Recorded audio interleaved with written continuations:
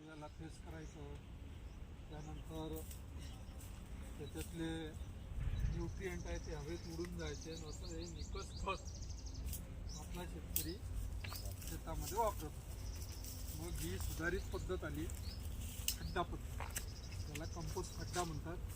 याच्यात काडी कचऱ्यापासून आपण कंपोस्ट खत तयार करणार आहोत. तर याच्यामध्ये कंपोस्ट खड्ड्याचा जो साईज आहे तो आपल्याकडे किती काडी कचरा निघतो त्याच्यावर ठरवायचा. आणि एक स्टँडर्ड जो साईज आहे तो 6 फूट रुंद, 10 फूट लांब आणि 3 फूट खोल या साईजचा आपण खड्डा केला.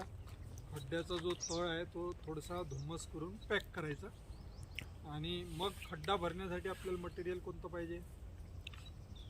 शेतातून निघालेला काडी कचरा म्हणजे पिकाचे अवशेष, निंदा, गवत, हा सगळा काडी कचरा, शेण, माती, पाणी आणि ते डिकम्पोजरचं कल्चर. आता ते कल्चर येतं, ते कल्चर वापरलं तर कुजण्याचं काम जरा लवकर होतं आणि खत चांगलं तयार होतं.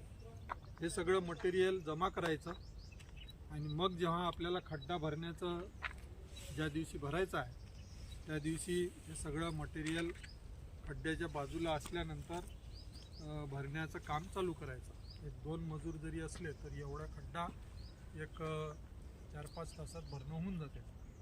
आता भरताना जो आपला कचरा आहे तो कचरा जर खूप हार्ड असेल, तर तुरीचं पराठीचे जे दसकट आहे ते कडक असतात, ते लवकर कुजत नाही. तर ते थोडेसे बारीक करावं लागते. मग त्याला काही दिवस थोडेसे बाजूला थोडेसे कुजू द्या, त्याच्यावर बंडी किंवा ट्रॅक्टर फिरवा म्हणजे ते बारीक होऊन जातं. बाकी निंदा आणि गवत बिवत कुटार बिटार हे तर याला प्रॉब्लेम नाही. तर जो हार्ड कचरा आहे तो थोडासा बारीक करायचा. तर कचऱ्याचा थर हा पहिले एक थर द्यायचा 9 इंचीचा, त्याच्यावर भरपूर पाणी टाका. त्यानंतर त्याच्यावर शेणाचा 2 इंचीचा थर द्यायचा. कचऱ्याचा 9 इंचीचा, शेणाचा 2 इंचीचा आणि 1 इंचीचा मातीचा, म्हणजे 1 फूट झालं. मग हे डिकम्पोजरचं जे कल्चर आणलेलं आहे आपण त्याचं 10 लिटरमध्ये द्रावण करा. 2-3 थेंब टाकायचे त्या डब्बीतले. द्रावण तयार झालं की ते द्रावण त्या थरावर शिंपडून द्या. मग असे जमिनीच्या लेवलपर्यंत 3 थर होते. आपली खड्ड्याची खोली किती आहे? 3 फूट. म्हणजे जमिनीच्या लेवलपर्यंत 3 थर झाले. वरती पुन्हा 3 थर द्या. त्याच्यावर माती आणि शेण याचं 1 थर देऊन टाका 2-3 इंचीचा. होत असेल तर गिळगोळा करा, नाही होत असेल तर त्याच्यावर मग तुम्ही ताडपत्री झाका. ताडपत्रीचे काठं खाली उतरवून ते मातीत दाबून द्यायचे. म्हणजे हे सगळं जो भरलेला खड्डा आहे तो हवा बंद करायचा, त्याच्यात हवा नाही लागू द्यायची. आता आपण जे पाणी टाकलेलं आहे ना आपल्या त्या खड्ड्यामध्ये जीवाणूही टाकले आपण. मातीत जीवाणू आहे, शेणात जीवाणू आहे, जीवाणू कल्चरचे आपण जीवाणू टाकले. हे सगळे जीवाणू ॲक्टिव्ह होतात आणि हे कुजण्याची प्रक्रिया चालू होते.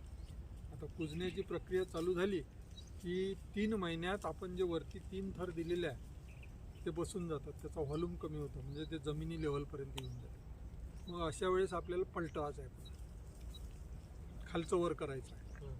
खालचं वर करून पुन्हा तसंच लेवल करून द्यायचं आणि त्या वरती पुन्हा 2-3 थर तुम्हाला जमले, शक्य झाले, पुन्हा 3 थर टाकायचे, पुन्हा त्याच्यावर झाकून द्यायचं. आता हे जर शक्य नसेल तर जसं भरलं आहे तसंच ठेवा. 6 महिन्यात चांगलं कुजलेलं कंपोस्ट खत आपल्याला मिळतं. या खतामध्ये सेंद्रिय पदार्थ आहे, याच्यामध्ये जीवाणू मोठ्या प्रमाणात आहे, याच्यामध्ये पिकाला आवश्यक असलेले सगळे अन्नद्रव्य आहे. नत्राचं प्रमाण याच्यात 0.5% आहे. फॉस्फरसचं प्रमाण 0.8% आहे. पोटॅशचं प्रमाण 0.4% आहे या खतामध्ये. आणि जीवाणू आहे. आपले जीवाणूच तर महत्त्वाचे आहे आपले. म्हणजे आपण जो कचरा शेतातून गोळा केला त्या कचऱ्यानं अन्नद्रव्य कुठून घेतलं? शेतातून. म्हणजे शेतातून अन्नद्रव्य घेतल्यामुळं जमिनीतले अन्नद्रव्य कमी झाले ना. मग तोच कचरा आपण त्याचं कंपोस्ट खत केलं, तेच जमिनीत टाकणार. म्हणजे हेच सगळे अन्नद्रव्य आपल्या जमिनीत जाईल, पण ते 35% होतं, म्हणजे बाकी लॉस होतं.